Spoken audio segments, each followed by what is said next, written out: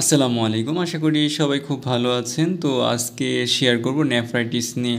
তো ক্লিনিক্যাল মেডিসিনের আমাদের যে থার্ড প্রুফ রয়েছে সেই সিলেবাসের অন্তর্ভুক্ত এই নেফ্রাইটিসটি। তো আমি চেষ্টা করব গ্রাজুয়ালি সিলেবাসটাকে কমপ্লিট করার জন্য। আমাদের যে থার্ড প্রুফের ক্লিনিক্যাল মেডিসিনের সিলেবাসটা রয়েছে, তো আজকে তার ধারাবাহিকতায় প্রথম যেটা শেয়ার করব সেটা হলো নেফ্রাইটিস। তো নেফ্রাইটিস ডিফিনিশনটা হলো যে আমরা জানি যে কিডনির এককে নেফ্রন বলে হয়।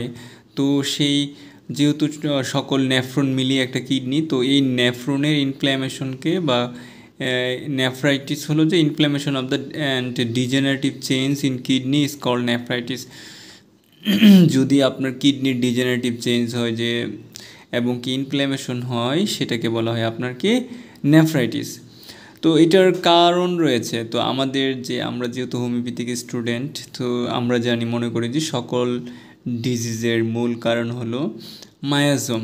যে বেসিক্যালি তিনটি মায়াজম রয়েছে, সোরা, সিফিলিস, সাইকোসিস।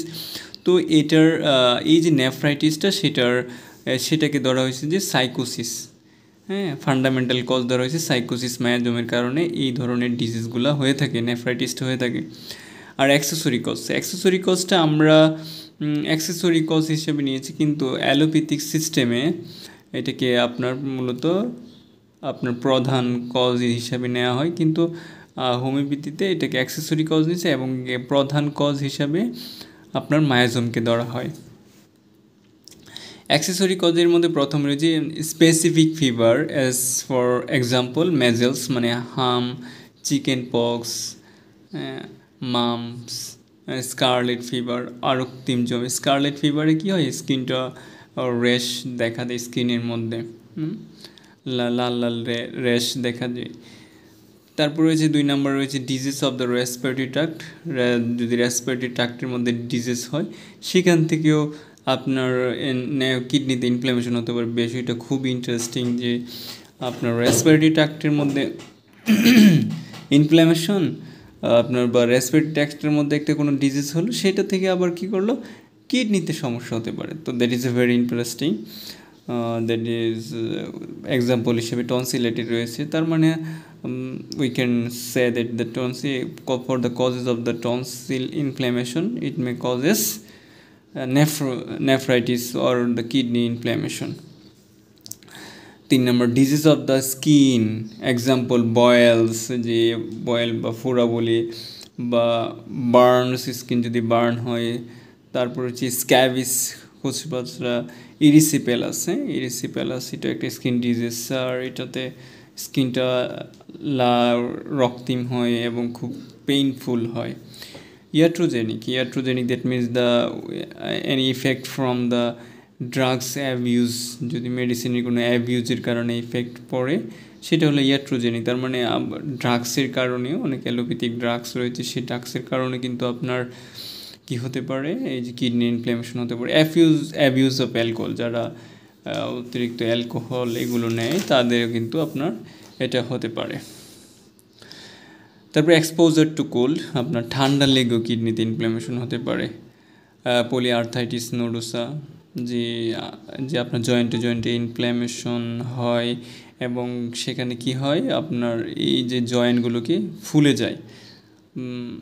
তারপর লিম্ফোমা, ট্রমা, কোনো আঘাত থেকে হতে পারে। ভাইরাল ইনফেকশন, এক্সাম্পল হিসেবে hepatitis B virus, mumps virus, varicella zoster virus. Bacterial infection, example হিসেবে streptococci, pneumococci, staphylococci. Hyper sensitivity to ড্রাগসের হাইপার সেন্সিটিভিটি অ্যালার্জিক রিয়াকশনের কারণে হতে পারে। রেডিয়েশনের কারণে হতে পারে।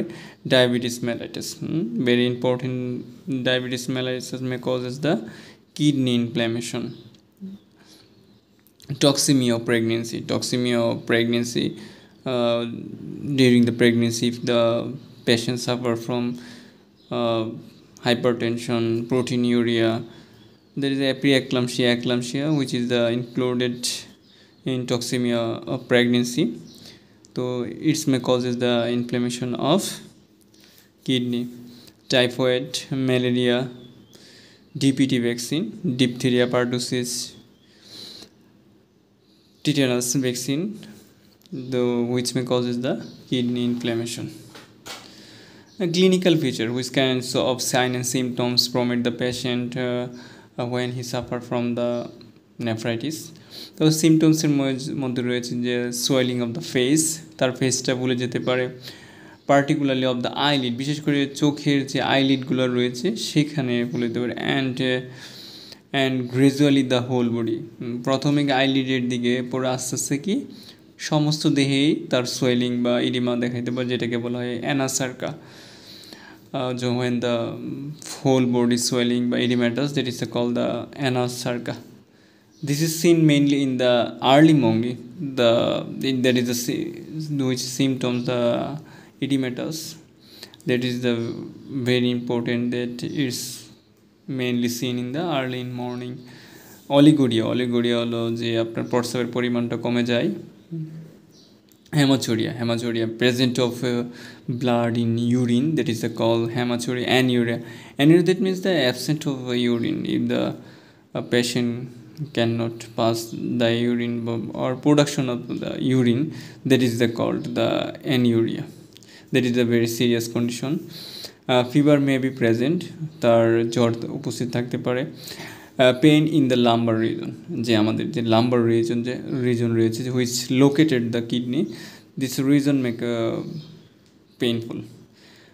কনস্টিটিউশনাল সিমটমস অ্যানোরেক্সিয়া, ক্ষুধামন্দা, নৌশিয়া, বমিটিং, কনস্টিপেশন, বাথরুম কষা থাকতে পারে, সোর থ্রট, গলাটা ব্যথা হতে পারে, হেডেক, এবং কি তার মাথা ব্যথা হতে পারে।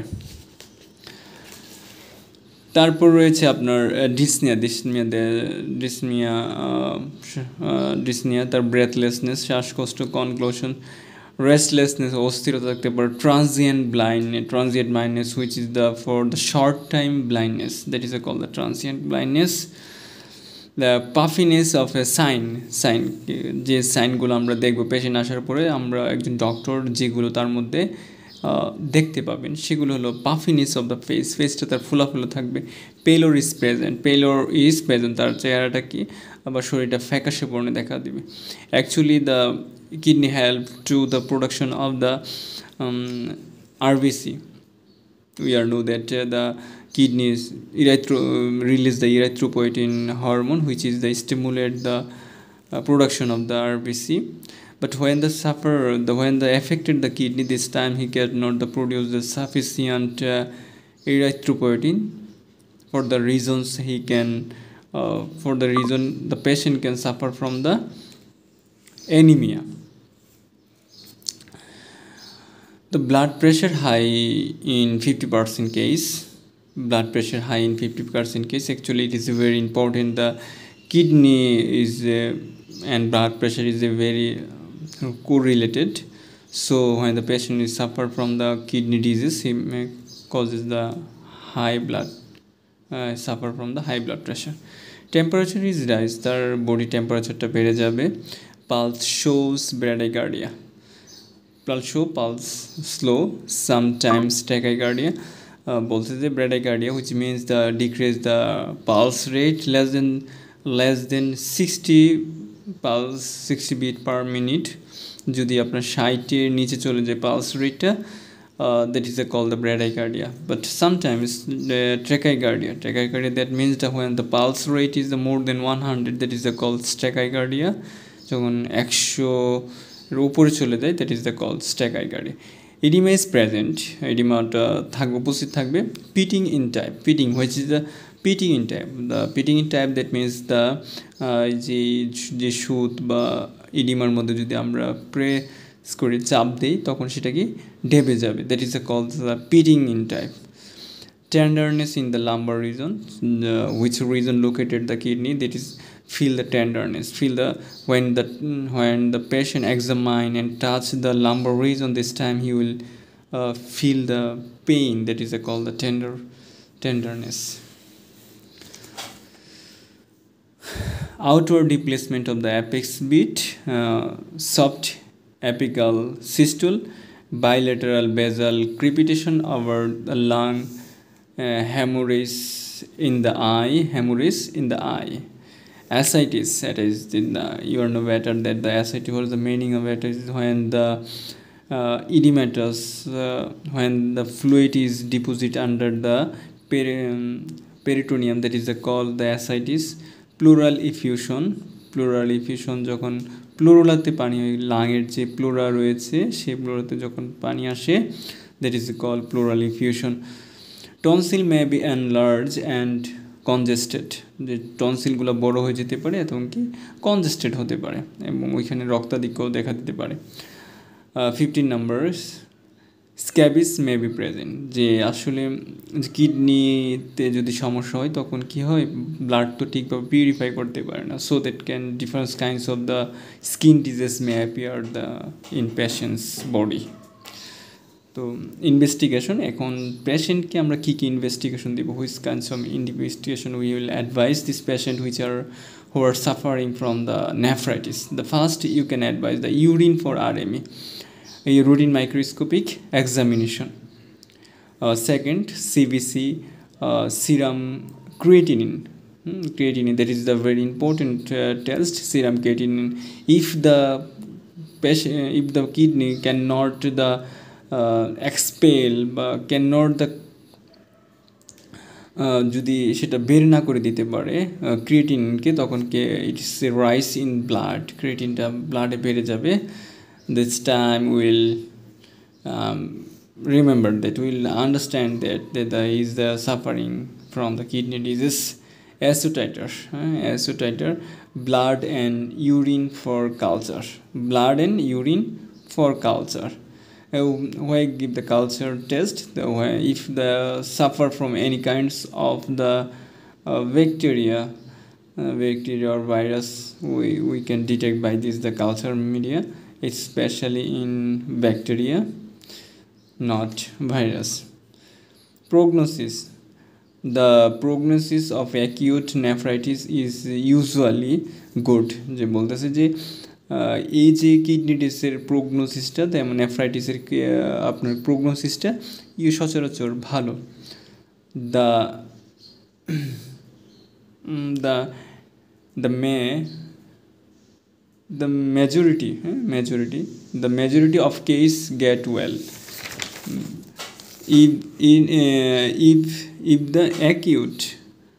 If the acute symptoms subside, the edema disappears. যদি আপনার অ্যাকিউট সিমটমসগুলো আপনার চলে যায়, তখন কি ইডিমাটা কি ডিসঅ্যাপিয়ার হয়ে যায়। The albumin become less and the quantity of urine passed increase, তখন কি প্রোটিনের পরিমাণটা, তার প্রস্রাবের প্রোটিনের পরিমাণটা কমে যাবে এবং কি ইউরিনের পরিমাণটা কি বেড়ে যাবে। The patient is improving. The patient is improving. Some patient may be die in a few days in coma. যদি বলতেছে কিছু কিছু পেশেন্ট আবার মারা যেতে পারে ফিউ ডে ইন কমায় গিয়ে, or the convulsion অথবা খিচুনির মাধ্যমে, or they may live for sometimes and eventually die for the exhaustion or some complication.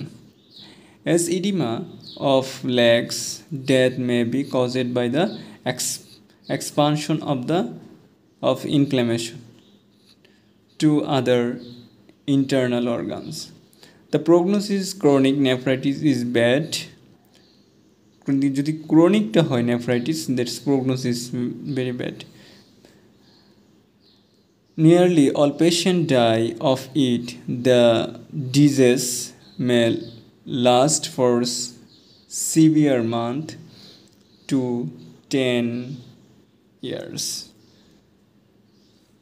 Complication, hypertensive left ventricular failure, তারপর hypertensive encephalopathy. We are see that this patient can suffering from the hypertension for the kidney disease. তো এই কারণে তার কি করতে পারে, hypertensive left ventricular failure হতে পারে। হাইপারটেনসিভ এনসেফালোপ্যাথি, অতি রক্তচাপের কারণে তার ব্রেনেও সমস্যা হতে পারে।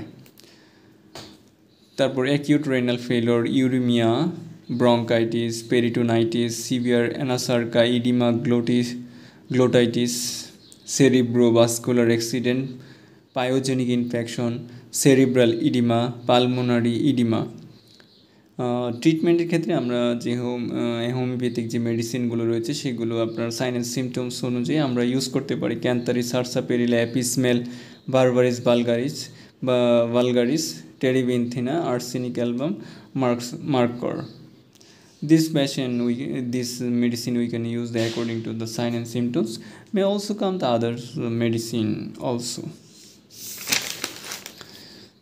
অ্যাডভাইস, কী ধরনের অ্যাডভাইস করতে পারি নেফ্রাইটিসের পেশেন্টকে? Advice should do rest in warm bed, তাকে বিশ্রাম দিতে হবে একটু কমফোর্ট বেডের মধ্যে, ওয়ার্ম বেডের মধ্যে। The severe patient admitted in a hospital, patient হচ্ছে হসপিটাল, সিভিয়ার তাকে হসপিটালে ভর্তি করতে হবে। রেগুলার চেক দ্য ফলোয়িং, তা এই বিষয়গুলো রেগুলার চেক করতে হবে। কী blood pressure, input output chart, urine for RME, blood urea, creatine, এগুলো রেগুলার চেক আপ করতে হবে for know the update of the patient. Advice to come for follow up once every month for 3 months, once every 3 months for 1 year. Prohibition, what kinds of things prohibition for this patient? The first is a number, protein should be restricted. Of course this patient can avoid the protein diet. Soft salt should be completely avoided if the edema is present. If the patient is suffering edema, which is the prominent the edema in his body, this time he should avoid the salt take আপনার avoid করতে হবে diet. Educate carbohydrate and fat, তাকে educate পর্যাপ্ত পরিমাণে carbohydrate fat যদি খাবার খেতে হবে। লো প্রোটিন ডায়েট খেতে হবে। তারপর salt should not be added to food. Of course this patient if the suffer from the edema, means prominent edema, this time you must avoid the salt. Fluid should be maintained for patient condition. Usually patient diet consists of glucose, water, barley, Horlicks, soft rice, boiled potatoes and vegetable. In case of nausea, vomiting or coma, fluid must be given by intravenous route. If the patient if he take any fluid or food, this time he vomit the food and drinks, this time he should take from the intravenous. Anemia should be treated if necessary with slow transfusion. যদি patient আমরা জানি যে কিডনিতে সমস্যা হলে কি anaemia দেখা দেয়, আর এনিমিয়া ট্রিটমেন্টের জন্য আমরা কি কিছুটা ব্লাড ট্রান্সফিউশন করতে পারি প্রয়োজন অনুযায়ী। তা in suffering from the osteomalacia, vitamin B12 should be given orally. Vitamin B আপনার ওরালি দিতে হবে তাকে। যদি সে কি অস্টিওমেলাসিয়াতে সাফার করে তখন তাকে ভিটামিন বি দিতে হবে। Classification of nephritis here, but প্রথম দিকে দেওয়া যায় এখানে, যেহেতু আমি নোটের মধ্যে লাস্টে নিয়ে আসছি, তাহলে সেক্ষেত্রে আমরা একটু বলে রাখি যে আসলে এটা যদি আমরা ক্লাসিফিকেশন করতে চাই সেটা হলো অ্যাকিউট নেফ্রাইটিস এবং কি ক্রনিক নেফ্রাইটিস। অ্যাকিউটের আমার মধ্যে আছে অ্যাকিউট ডিফিউজ গ্লোমিউলার নেফ্রাইটিস, আবার রয়েছে অ্যাকিউট ফ্লোকাল গ্লোমিউলার নেফ্রাইটিস। ক্রনিক নেফ্রাইটিসের মধ্যে রয়েছে 3 টাইপস, এটাকে 3 ভাগে ভাগ করছে ক্রনিককে। সেটা হচ্ছে chronic parenchymatous nephritis, chronic interstitial nephritis and amyloid nephritis. তো আজকে এই পর্যন্তই, এই টপিকটা এই পর্যন্তই। তো নেক্সট আবার খুব তাড়াতাড়ি নেক্সট টপিকটা নিয়ে আসবো ইনশাল্লাহ। গ্র্যাজুয়ালি আমি সিলেবাসটা কমপ্লিট করে দেওয়ার চেষ্টা করবো ইনশাল্লাহ। তো সবাই সঙ্গে থাকুন, সাবস্ক্রাইব করে থাকুন। আসসালামু আলাইকুম।